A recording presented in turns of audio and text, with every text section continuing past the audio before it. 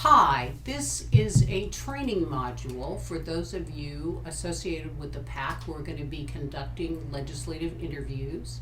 We've chosen a few areas to talk about. You will be hearing but not seeing our potential candidate ask questions that you may hear when you are conducting your interview, and we will be providing you some ideas about what your answers should be.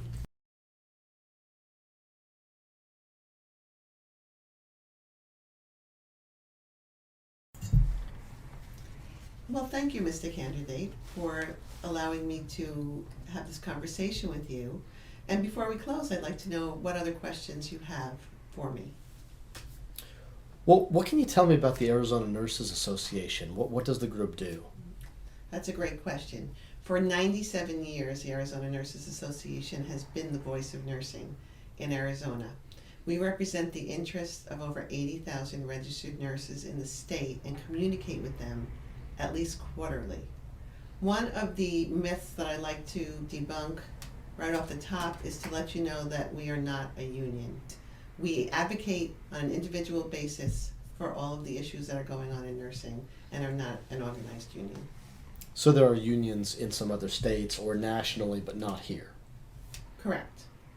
There are unions in other states. However, Arizona is a right-to-work state, and the model that we've used in Arizona for the Nurses Association is not unionized. One of the issues I've heard about is involving advanced practice registered nurses, and I believe there was legislation this last session. What can you tell me about what an APRN is? APRNs are advanced practice registered nurses, and they fall into 4 categories. They can be nurse practitioners, nurse midwives, clinical nurse specialists, and CRNAs or nurse anesthetists. They all are trained at a graduate level, so they have a bachelor's and a master's degree in their area of specialization. Typically, one of the issues that arises deals with the amount of independence that APRNs have in their practice. Nurse practitioners, for example, are different from physician assistants in that they are independent practitioners. They can practice without the presence or supervision of a physician. Other advanced practice registered nurses have somewhat different kinds of relationships with the physicians that they work with. So this was a controversial thing this year. The doctors and nurses are in disagreement. How would you characterize it? Well, I think it's fair to say that there are a lot of rank and file physicians who do in fact support the expansion of practice for advanced practice registered nurses, although typically the organizations do not. I think it's fair to say that this is a reflective of a long history of opposition that some professional organizations have to the expansion of practice by other professional organizations, often because they see it in terms of economic competition. Probably the best example, actually, is the medical doctors who opposed for literally a century the practice of DOs. And in fact, many people are surprised to understand that until the Vietnam War, DOs were not even allowed to serve as military physicians, and yet now they are thought of more or less as equal to MDs. So I think, yes, there is some opposition from some of the physician organizations, but we believe that over time there will be a larger amount of acceptance. So when I'm elected, is it safe to say I'll be voting on this issue? Yes, I think the chances are very good that you will be looking at least some of the APRN categories who would like to have an expanded scope of practice. What would you say is the biggest issue confronting nurses in Arizona right now? The most frequent calls that we get at the Arizona Nurses Association are from nurses who are complaining about staffing conditions, mostly in the hospitals that they're working in. When you expand more into that, I can say that nurse staffing is a huge issue all over the country. There's been a lot of research into it, as it relates to patient safety. Because what the nurses are always complaining about is that they do not feel safe taking care of their patients because there are too many to take care of. And we have to get rid of the old models that we had years ago where you had a variety of levels of patients in the hospital, where now we really only have the sickest of the sick in the hospital. So it's time to shift staffing models, and that's what we're trying to do as advocates for nurses. So what specifically does the association advocate when it comes to nurse staffing? Well, currently the Department of Health Services in Arizona has what we call a acuity model that all of the hospitals have to comply with and have a procedure and policy in their hospital, and that means that they are categorizing nurse staffing related to how sick the patient is. However, there are a lot of issues that are not taken into account, like is it a new nurse, how much support they have on the floor. So what we're trying to do is focus on the processes of the hospitals to relook at this issue. And this really can potentially take two forms.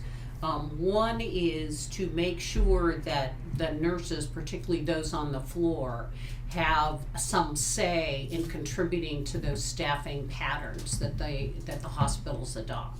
And the second is to have more information published through the Department of Health Services, so there's more transparency for patients and providers in determining which hospitals are doing the best job of observing patient safety when it comes to how many nurses are available in various units of the hospital. I saw on the candidate questionnaire some discussion of school nurses, and I have read in the newspaper that the immunization rate is a problem in some Arizona communities and in some individual schools. What should be done about that, and specific to parents like myself that want to know more about the immunization rate in a given school? Well, they're obviously, one of the things that the Arizona Nurses Association does is they're involved with a lot of activities with other organizations and the Department of Health Services to encourage immunization. It's important not only that individual children are immunized, but that there is a sufficient number of children in each situation so that there is created what's known as herd immunity. That herd immunity is particularly important because there are in fact some children who cannot be immunized, and for health reasons. In other words, they have a health condition that prevents them from having that kind of immunization. So if I as a parent have a child who's in that situation, then I want to choose a school for that child where the rates are as high as I can possibly get them, because then the herd immunity helps protect my child from some of those diseases like measles and whooping cough and pertussis and chicken pox and those kind of things. So one of the things we advocate is making sure that information on immunization rates is published on school websites, and that schools are properly reporting their immunization rates and acting under the existing state law, which requires during outbreaks that non-immunized children be notified and are not allowed to attend school. Does the association support closing some of the exemption loopholes for parents that don't want to vaccinate? Well, it's typical to advocate on the basis of personal choice. Arizona is actually one of the most wide open on that, and what we think is more important at this point, understanding that that's kind of the political view of the state, what's more important is making sure that parents are informed so that they're not sending their children into an unsafe environment. When it comes to a school setting, what else does a parent like myself need to know about the health care available there? Well, first of all, I think a lot of people misunderstand and think that there's a school nurse in every school, and that's frankly not the case. And the preparation of the personnel providing healthcare services is all over the map.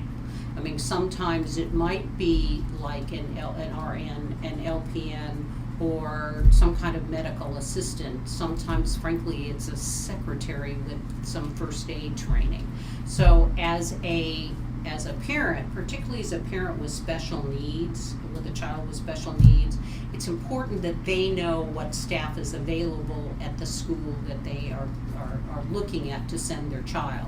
And that's another reason why we support requiring school websites to give information on the website about who is providing healthcare services and what their credentials are, so that as parents make choices for their children in education, they can consider health factors as well. And I know we've talked a few times today about reporting requirements, but I'm also concerned about creating too many burdens for schools, for government, for hospitals. How do you balance that?